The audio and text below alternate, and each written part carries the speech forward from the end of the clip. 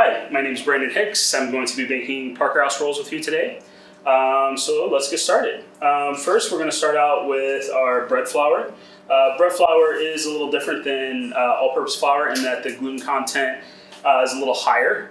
So it creates a harder dough, a dough that's going to be able to accept more water content without breaking down. So here we have our baker's flour. We're going to add that to our mixing bowl.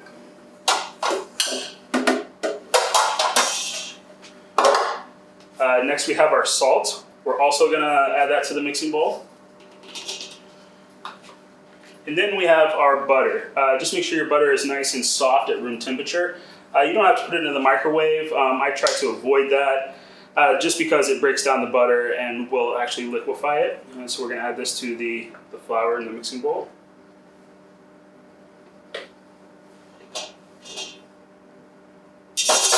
All right, all set. I'm going to attach the paddle attachment.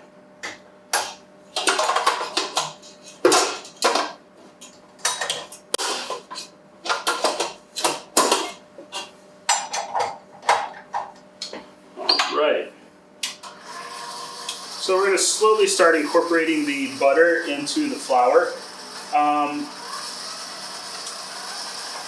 You're going to do this at a slow process, otherwise your flour is going to fly out and create a mess. You just want kind of a nice granular mixture, just so that the butter is nice and dispersed throughout the flour.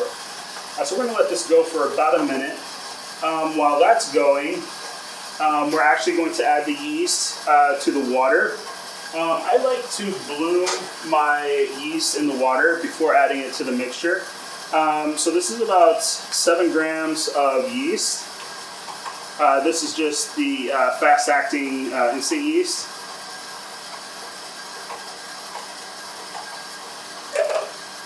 I'm going to add that to the water. I'm going to let it hang out for about 5 minutes. And while that's hanging out, here I have my egg, milk powder, and sugar. We're going to combine all of these ingredients. I like to use milk powder because you can add protein content into your flour mixture without having to add the water content that comes with it.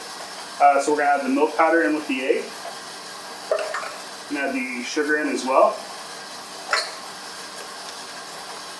We're going to mix all these up.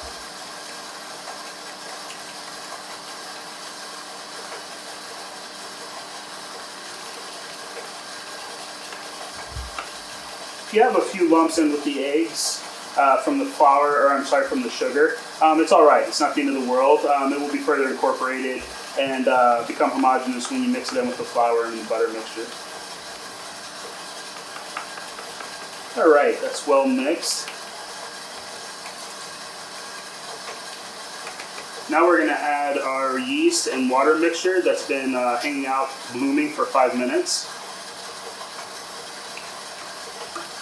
Make sure you get all of your nice yeast particles in there. Just want to kind of mix that up.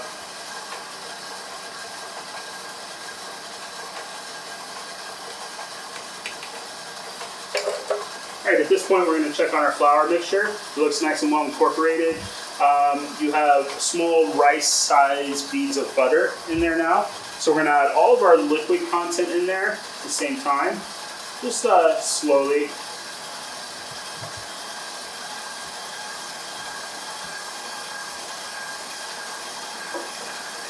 And continue to mix until the dough comes together and forms a ball.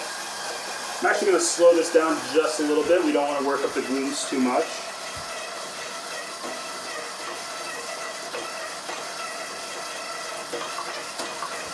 At first it will look a little dry, but I assure you it's not.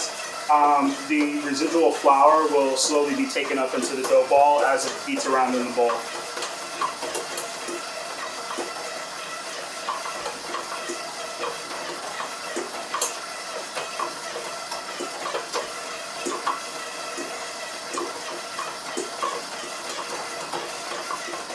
All right, looks like we're there. I'm going to turn the mixer off. We're going to lower the bowl. Remove the attachment. Take off any residual dough. And then you can kind of see the ball that was formed in here. Nice, homogeneous, a little sticky, but it does pull away from the side of the bowl. And so that's how you know it's well mixed. So we're going to take this dough ball out, and we're going to add it into our mixing bowl, just like so. You don't have to knead or anything like that. Then we're going to wrap this with plastic film and allow it to proof for 1 hour. So after your 70-gram dough balls have proofed for 40 minutes, we're going to bake these in a 410-degree oven. The temperature may seem high, but we actually want to generate that caramelized color on the top. So we want to brown those. And when those come out, we're going to brush a little butter on those, on the rolls, and they'll be finished. All right, after 20 minutes, we're going to take out our Parker House rolls. They should be nice and golden.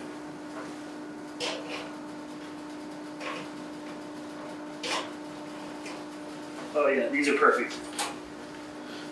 So we're going to set them down to cool. While they're cooling, we're going to apply just a little bit of melted butter. This is just whole butter. It doesn't have to be clarified butter or anything fancy. Just with a pastry brush, I'm going to slightly glaze the top of those. That's going to allow the butter to kind of seep in, make a nice, rich, buttery Parker House roll. You don't have to apply a lot of butter. You don't want them to be soggy, but just enough to glaze the top.